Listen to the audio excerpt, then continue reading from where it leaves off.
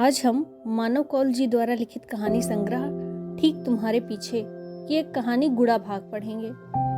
अपने घर को करीब मैं 20 बार फिर से जमा चुका हूँ, फिर भी लगता है कि कहीं कुछ पूरा नहीं है। अब पिछले 15 मिनट से इस खिड़की के पर्दे को लेकर परेशान हूँ। इसे लगा ही रहने दूं या खुला छोड़ दूं? खुला ही रखता हूँ। आज 3 साल बाद वंदना मुझसे मिलने आ रही है। अच्छा ही है कि वह अकेली आ रही है, ऋषि उसके साथ नहीं है। वह बता रही थी उसने अपने बाल कटवा लिए हैं। कैसी दिखती होगी छोटे बालों में। 7 साल हम लोग साथ रहे हैं। इन 3 सालों में वह कितना बदल गई होगी। अपनी सारी पुरानी पेंटिंग मैंने छुपा ली है, सिर्फ एक पेंटिंग बाहर रखी है जो उसे बहुत पसंद थी। सोचता हूँ ये उसे दे दूंगा। आज इतने साल बाद जो मिल रही है, कुछ तो देना ही चाहिए ना। उसके लिए मैंने कढ़ी चावल बनाए हैं। उसे बहुत अच्छे लगते थे, पर साथ में आलू गोभी की सूखी सब्जी भी बना रखी है। यह डर के कारण बनाई है। पता नहीं कितना बदल गई होगी। पर्दा बंद कर देता हूँ। बहुत ज्यादा रोशनी अंदर आ रही है। नहीं, ये तो काफी अंधेरा हो गया। थोड़ा खुला रखता हूँ। कल उसका फोन आया था, मुझे अजीब लगा। 3 दिन से वह इसी शहर में है। 3 दिन बाद उसने मुझे फोन किया है। शायद व्यस्त होगी, पता नहीं, बहुत काम करती है। कह रही थी बस थोड़ी ही देर के लिए आएगी। मेरे बहुत जिद करने पर वह डिनर के लिए तैयार हो गई। अर्ली डिनर कहने लगी। डिनर के टाइम पर आऊंगी और चली जाऊंगी। यह शायद किसी संबंध के अंत के लिए जरूरी होता है। आखिरी बार हमने यहीं इसी कमरे में साथ डिनर किया था। यहीं वो मेरे सामने ही बैठी थी, चुपचाप। और आज 3 साल बाद हम यही साथ में डिनर करेंगे। इन 3 सालों में मैंने तुम्हें जितना अकेला जिया है और जितना तुमने मुझे याद किया है, हम वो सब एक दूसरे को वापस दे देंगे। और फिर हमारे संबंध में है कि सारे निशान मिट जाएंगे। मुझे आज भी वह रात याद है। आखिरी बार हम दोनों डिनर साथ कर रहे थे। तुम खाना खा चुकी थी और मेरी थाली में सिर्फ आधी रोटी पड़ी थी, बिना दाल बिना सब्जी के। मैं चोर निगाहों से बार बार तुम्हें देख रहा था और तुम थाली में पता नहीं कौन सा चित्र बना रही थी। खाना खाने के बाद जब भी तुम थाली में अपनी उंगलियों से चित्र बनाती हो तो पता नहीं क्यों मैं बादलों के बारे में सोचता हूँ। शायद तुम्हें पता नहीं है कि तुम थाली में अपनी उंगलियों से क्या बना रही हो, पर मैं उन बादलों को देख रहा हूँ जिन्हें कभी तुम घना कर देती हो और कभी एक भी बादल तुम्हारी थाली में नहीं होता। तभी तुमने एक गहरी सांस भरी और उसे छोड़ दी। चुप ही रहूं या कुछ कह दूं, जैसे विचारों के बहुत से हाथों और खरगोश बादलों में बनते बिगड़ते रहते हैं। फिर थोड़ी देर में तुमने अपनी उंगली हटा दी, उन बादलों को अकेला छोड़ दिया और थाली के किनारे को जोर से रगड़ने लगी, जैसे जो बादल अभी अभी तुमने बनाए थे वो बस बरसने ही वाले हैं। तभी एक बूंद थाली में आकर गिरी और सारे के सारे बादल आकर भीग गए। मुझे उस बूंद के गिरते ही एक सिसकी सुनाई दी, पर मैं काफी देर तक कुछ नहीं बोला। मैंने अपने हाथों से इशारा किया, पर वो मुझे देख ही नहीं रही थी। तो थोड़ी देर बाद मुझे कहना पड़ा, पानी पी लो। मैं यह वाक्य काफी देर से अपने मन में दोहरा रहा था। मेरी आवाज सुनते ही मुझे लगा मैंने वो तार काट दिया है जिसकी वजह से हम दोनों यहाँ बंधे बैठे थे। उसने पानी नहीं पिया। उसने अपनी थाली उठाई और भीतर चली गई। उसके जाते ही मैं अचानक हल्का महसूस करने लगा। मैं काफी देर से हिला भी नहीं था। एक ही जैसा बैठे रहने में मेरा जोड़ जोड़ दर्द कर रहा था। शिव, मैं अब अलग रहना चाहती हूँ। चुप्पी इसी वाक्य से शुरू हुई थी। इस बीच मेरी इच्छा हुई थी कि चिल्लाकर कह दूं, तुम पागल हो गई हो, यह क्या कह रही हो, देखो पर मैं कुछ भी नहीं कह पाया। फिर मेरी इच्छा हुई कि कम से कम एक सिगरेट ही पी लूं, पर मैंने नहीं पी। ऐसे समय आपको वो सब कुछ करने की इच्छा होती है जिसे उस चुप्पी ने बांध रखा हो, और ऐसे ही समय आपको अपने नाम से नफरत होने लगती है। काश ये शिव नाम मेरा नहीं होता, वो किसी और से कह रही होती। शिव, मैं अब अलग रहना चाहती हूँ। मैं अब तुम्हारी थाली में उन बादलों को देख रहा था। तुम्हारे साथ बिताए कितने साल उन बादलों में मुझे फिर से दिखे। मैंने उन्हें फिर से चखा। तुम्हारे अलग रहने की घोषणा को छोड़कर बाकी सब कितना स्वादिष्ट था। मुझे पता नहीं क्यों इस पर्दे से नफरत हो रही है। इसे निकाल दूं क्या? साफ दिख रहा है कि ये मैंने आज ही खरीद कर लगाए हैं। पर अब जो है सो है। मुझे हमारी पहली मुलाकात याद है, मतलब पहली प्रेम मुलाकात। ICH इंडियन कॉफी हाउस में हम दोनों बैठे थे। मुझे डर था मेरी पहचान का कोई यहाँ ना आ जाए, क्योंकि ICH हमारा अड्डा था, पर हम अड्डेबाज रोज शाम को यहीं मिला करते थे। ICH के वेटर भी काफी हैरान थे, क्योंकि उन्होंने पहली बार मुझे किसी लड़की के साथ यूं अकेला बैठा देखा था। मैं सिगरेट पिए जा रहा था और तुम खाली कॉफी के कम से कम 7 उसके कप के साथ खेल रही थी। मैं तुम्हारी उंगलियों को देख रहा था और तुम पता नहीं क्या सोच रही थी। तुम्हारे जीवन में किसी एक छोटी जगह के लिए एकांत कोने को क्या मैं अपने तरीके से सजा सकती हूँ? मैं तुम्हारी उंगलियों को देखकर बता सकता हूँ कि तुमने मन में ये सोचा होगा जब तुमने अंत में सिर्फ ये कहा कि मुझे घर सजाना अच्छा लगता है। फिर तुम कुछ माचिस की तीलियों से कुछ घर जैसा बनाने लगी। सच, मुझे कुछ और कहना था। मुझे पता था तुम्हारे जाने का समय हो रहा है। मैं कहना चाह रहा था कि थोड़ी देर और रुक जाओ ना, सिर्फ तब तक जब तक इन माचिस की तीलियों का घर पूरा ना बन जाए। पर मैंने कहा, तुम्हें देर तो नहीं हो रही है?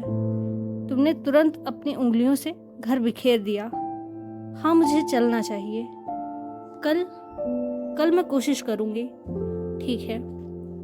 अब तुम अपना पर्स उठाओगी, एक बार मुझे देखकर मुस्कुराओगी और चली जाओगी। मैं काफी देर यहीं बैठा रहूंगा इन्हीं बिखरी हुई तीलियों के साथ और सोचता रहूंगा उस घर के बारे में जो इन तीलियों से बना जा सकता था। वंदना ठीक कहती थी, मुझे सच में रंगों का ज्ञान नहीं है, मतलब पेंटर होकर रंगों का ज्ञान नहीं है। अब ये नीली दीवारों के घर में कोई अपनी खिड़की पर लाल पर्दे कैसे लगा सकता है? पुराने पर्दे ही ठीक हैं। सोचा था नए पर्दे लगाऊंगा तो उसे लगेगा कि कुछ बदल गया है, पर मुझे नहीं लगता कुछ बदला है। पुराने पर्दे ज्यादा ठीक हैं, उन्हें ही लगाता हूँ। उसके साथ जिए हुए दिनों को जब याद करता हूँ तो लगता है जैसे कल की ही तो बात थी। वो मेरे भीतर इस कदर जिंदा है, मुझे हमेशा एक बात पर आश्चर्य होता है। मैं उससे पूछना चाहता था पर कभी पूछ नहीं पाया और अब शायद पूछ भी नहीं सकता हूँ। पर मैं सच में जानना चाहता था कि इतने सारे लड़कों में से उसने मुझे ही क्यों चुना। शायद ये उसके लिए बचकानी बात हो, पर मेरे लिए इसी बात से सब कुछ बदल रखा है। ICH में सिगरेट के कश के साथ दुनिया बदल देने वाली बातें फीकी लगने लगी थी। अपनी पेंटिंग मुझे बचकानी लगने लगी थी। मैं अब पेंटिंग नहीं, प्रेम कविताएं लिखना चाहता था। बस इंतजार था उन दोपहरों का जब वो मुझसे मिल करती थी। क्या था ये पहला प्रेम, पहला सेक्स, या तुम्हारी उंगलियां जो कहानियां कहती थी? शिव, मैं अलग रहना चाहती हूँ। काश मैंने उससे शादी कर ली होती, तब वो मुझसे कहती, शिव मैं तुम्हें तलाक देना चाहती हूँ, और ये कहना अलग रहना चाहती हूँ से ज्यादा कठिन होता। जब वो अपनी थाली लेकर भीतर चली गई थी तब मैं अपनी थाली में पड़ी हुई आधी रोटी को देख रहा था। एक अजीब सा ख्याल आया, आधा जीवन जी चुका हूँ, आधा पड़ा हुआ है बिना सब्जी बिना दाल के अकेले, जिसे कोई खाना नहीं चाहता। वो शायद भीतर बेडरूम में आकर रो रही थी या अपनी थाली रखने के बाद किचन में ही खड़ी होगी। पता नहीं, अगर मैं थाली रखने किचन में गया और वहां मुझे खड़ी मिली तो बात उसे ही शुरू करनी पड़ेगी, क्योंकि मैं किचन में थाली रखने आया हूँ और जा भी सकता हूँ। पर अगर वो भीतर बेडरूम में चली गई होगी तो बात मुझे ही शुरू करनी पड़ेगी, क्योंकि उसके घेरे में प्रवेश करने के बाद मैं बिना बात किए नहीं जा सकता हूँ। ये कुछ अजीब से नियम हैं जिनका गणित पूरे समय मेरे दिमाग में गुड़ा भाग कर रहा होता है। किचन में तुम नहीं थी, सो मैंने थाली रखी और भीतर तुम्हारे घेरे में प्रवेश कर लिया। मेरे पैर कुछ ढीले पड़ने लगे थे। तुम दूसरी तरफ करवट लिए लेटी थी। ये एक तरीके की घोषणा थी कि मैं तुमसे बात नहीं करना चाहती, पर यह सवाल मेरे जीवन का था, सो मेरा बात करना बहुत ज़रूरी था। पर मैं वहीं खड़ा रहा। मेरे पैर आगे बढ़ने का नाम ही नहीं ले रहे थे। तभी मेरी निगाह अपने बेडरूम पर गई। इस पूरे बेडरूम में बेडरूम की हर चीज़ें जो तुम्हारे हाथों के निशान देखे जा सकते हैं। फिर एक गणित जैसा ख्याल मेरे मन में आया कि अगर कोर्ट में मुझे सिद्ध करना हो कि ये बेडरूम जितना तुम्हारा है उतना ही मेरा, तो कैसे सिद्ध करूँगा? अगर इस बेडरूम में मैं सिगरेट का पैकेट हटा दूँ तो यहाँ जो कुछ भी है कुछ भी नहीं है। मेरा किया हुआ यह सब कुछ नहीं है, सिवाय एक बच्ची की पेंटिंग के जिसमें ऐसी खूबियाँ हैं कि तुम नफरत करती हो उससे।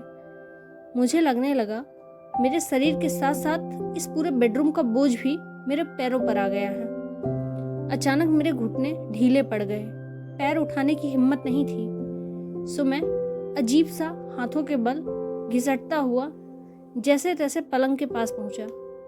वंदना मेरी बगल में दूसरी तरफ करवट किए हुए लेटी थी।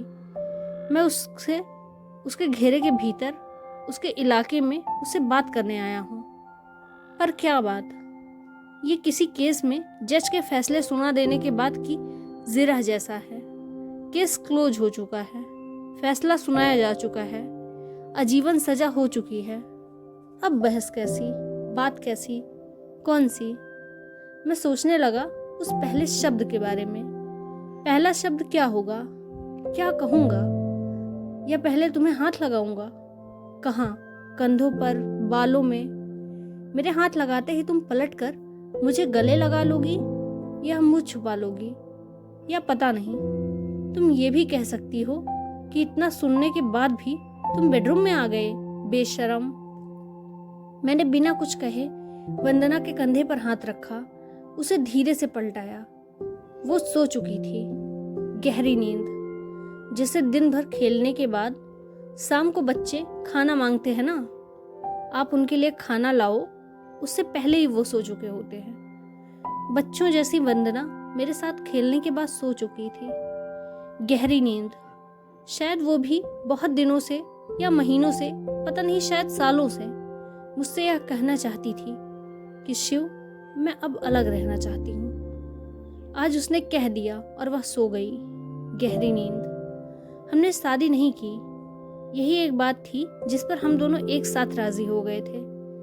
पर पहली बार ये विचार मेरे ही मन में आया था कि हम साथ रहेंगे पर शादी नहीं करेंगे। ये उस वक्त इंटेलेक्चुअल जैसा कुछ था, इसमें एक फिलॉसफी सी दिखती थी, पर एक सीधा भी कारण था।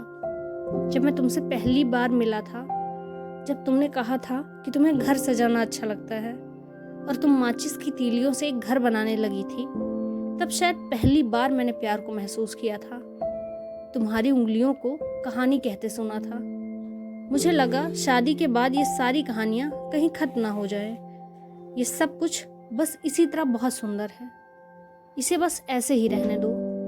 मेरी इच्छा हुई कि अभी इसी वक्त वंदना को झिझोड़ कर उठाऊं और कहूं कि चलो हम अभी इसी वक्त शादी करते हैं और फिर से एकदम शुरू से नया जीवन शुरू करें। जब मेरी पहली पेंटिंग की एग्जीबिशन लगी थी, तब तुमने मुझसे कहा था तुम अपनी आत्मा पेंट करते हो। उसके बाद उस एग्जीबिशन की भीड़ में मैंने कुछ और नहीं सुना। सब कुछ धीमा हो गया था, एकदम धीमा। और अभी कुछ साल पहले तुमने कहा था तुम्हारी पेंटिंग में मुझे तुम्हारा फ्रस्ट्रेशन दिखता है। तब से मेरे हाथ कांपने लगे थे। पेंट कैनवास को छूने से डरता था। हर पेंटिंग के बाद मुझे लगता था जैसे मेरी ये पेंटिंग तुम्हारे सामने हाथ फैलाए खड़ी हो और कह रही हो कि प्लीज अपने विचार बदल लो। और वो आत्मा वाली बात एक बार फिर से कह दो ना। तुम अपनी आत्मा पेंट करते हो और तुम्हारी पेंटिंग में तुम्हारा फ्रस्ट्रेशन दिखता है। ये हमारा संबंध था और ये हमारा संबंध हो गया था। ये सब कुछ बच सकता था अगर तुम मेरी बात मान लेती, अगर हम दोनों के बीच तीसरा होता। हमारी बच्ची वर्षा।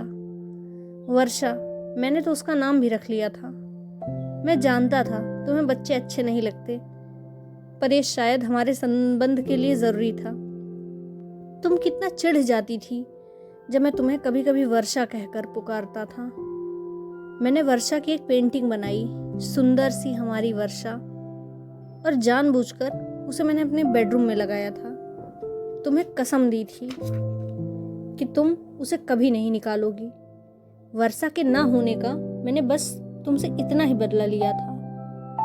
मैं कितना बेवकूफ़ हूँ। मैंने सारी पेंटिंग छुपा दी, पर बेडरूम से वर्षा की पेंटिंग निकालना भूल गया। तुम्हें कैसा लगेगा?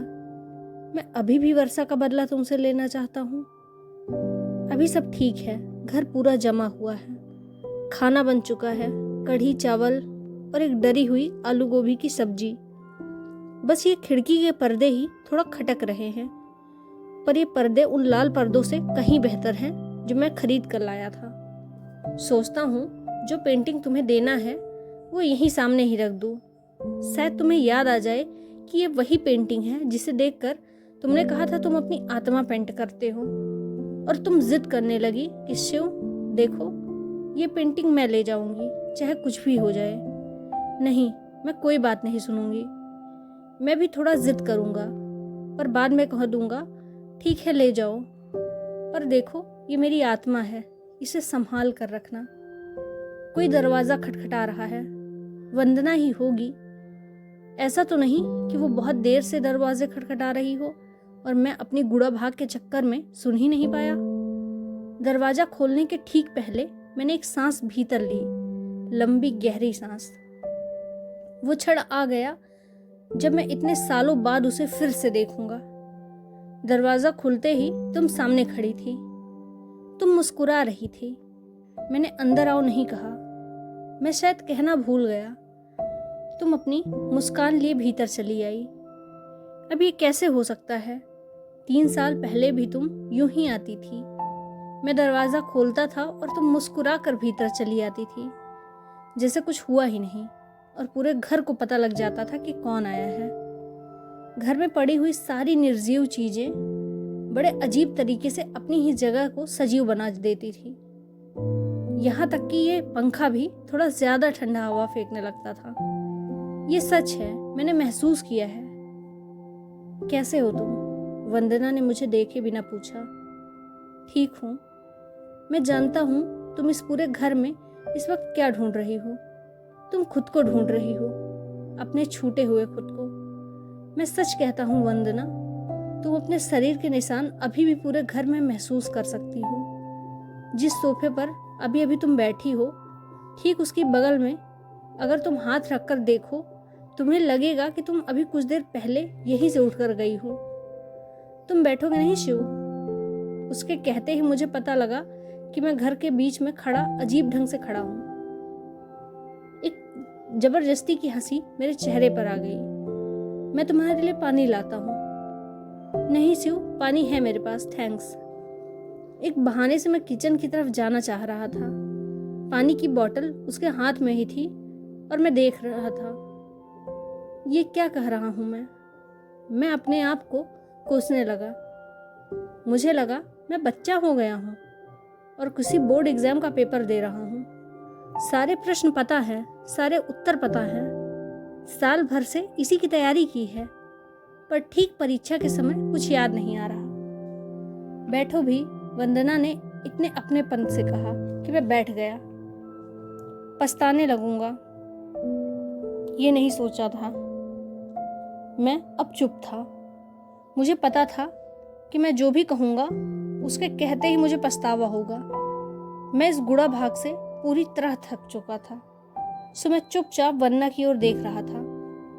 शायद वही कुछ कहे, पर वो भी चुप थी। मैंने देखा वंदना काफ़ी बदल गई है। अजीब सी बच्चों जैसी मोटी हो गई है, काफ़ी मोटी हो गई है। फिर मेरी निगाह उसकी उंगलियों की तरफ गई जो कहानियाँ कहती थी। अब चुपचाप उसके घुटनों पर बस पड़ी हुई है। मैं वंदना से कहना चाह रहा था कि तुम पर ये छोटे बाल सूट नहीं करते, तुम अच्छी लग रही हो, स्वस्थ, मतलब काफ़ी स्वस्थ। हाँ शिव, मैं प्रेग्नेंट हूँ। तुम्हें देर हो रही होगी ना, मैं खाना गरम कर देता हूँ। आज मैंने तुम्हारे लिए कढ़ी चावल बनाए हैं। मैं खाना नहीं खाऊंगी शिव, मैं प्रेग्नेंट हूँ, वंदना ने ये थोड़ी ऊंची आवाज़ में कहा और मैं चुप हो गया। इसके बाद क्या हुआ मुझे ठीक ठीक पता नहीं। शायद वंदना मुझे कुछ समझाना चाह रही थी या बताना चाह रही थी। उसकी आंखें, हाथ, उंगलियां, सब कुछ मुझसे कुछ कह रही थी, पर मेरे लिए हर चीज हल्की धुंधली हो गई थी। उस धुंध में मुझे जितना दिख रहा था उतना मैं कह रहा था। फिर पता नहीं क्या हुआ, 15 मिनट, आधे घंटे बाद मैंने अपने आप को किचन में पाया। मैं किचन में क्या कर रहा हूँ?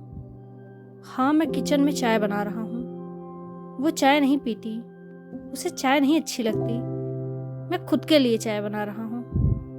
प्रेग्नेंट सब मेरे दिमाग में घूम रहा था। अचानक मुझे याद आया, जब उसने मुझसे कहा कि मैं प्रेग्नेंट हूँ तो मैंने उससे कुछ कहा था। हमने थोड़ी देर बात की थी, किस बारे में मुझे याद नहीं है, पर मैंने उसे 2-3 बार वंदना की जगह वर्षा कहा था। चाय बन चुकी थी, मैं छान चुका था, फिर भी मैं यहीं खड़ा था। तभी मुझे मेरे बनाए हुए कढ़ी चावल दिखे और साथ में डरी हुई आलू गोभी की सब्जी। डरा हुआ मैं जब चाय लेकर बाहर आया तब पहली बार मैंने भगवान से कुछ मांगा, हे ईश्वर, जब मैं बाहर जाऊं तो वो वहां ना बैठी हो, वो चली गई हो। मैं बाहर आया, वो वहीं बैठी थी। एक बार फिर ईश्वर अपने ही चमत्कारों में व्यस्त था। अब हमारे बीच बात करने के लिए कुछ बचा नहीं था। मैं जल्दी जल्दी चाय खत्म करना चाह रहा था, पर चाय थी कि सिर्फ मेरी जीभ जला रही थी। सब कुछ इतना शांत था कि पहली बार मैंने अपनी चाय पीने की आवाज़ सुनी। शिव, मैं चलती हूँ, मुझे देर हो रही है। ऋषि मेरा इंतज़ार कर रहा होगा।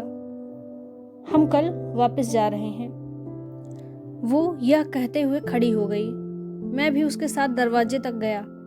दरवाज़ा खोलने के ठीक पहले वो रुक गई। मैं थोड़ा पीछे ही था।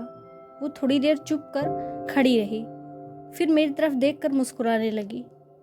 ये सब मुझे इंजेक्शन लगने के पहले के दर्द जैसा लगता है, जब डॉक्टर तैयारी करता है, सुई को हवा में रख कर पानी उछालता है, फिर यहाँ इंजेक्शन लगाना है, यहाँ गोली रखनी है और यहाँ गीली हुई रुई से पोंछना है। फिर चले जाने के पहले के वाक्य मुझे कुछ ऐसे ही लगते हैं। मैंने उसे इंजेक्शन लगाने का समय नहीं दिया। मैंने आगे बढ़कर दरवाज़ा खोला और कहा, तो ठीक है फिर। हाँ ठीक है, मैं चलती हूँ। और वो चली गई। मैं दरवाज़ा बंद करके वापस अपनी आधी बची हुई चाय के पास आकर बैठ गया। सामने मेरी पेंटिंग पड़ी हुई थी, वही पेंटिंग जिसे देखकर वंदना ने कहा था, तुम अपनी आत्मा पेंट करते हो। मैं अपनी आत्मा के सामने काफ़ी देर तक बैठा रहा। धन्यवाद।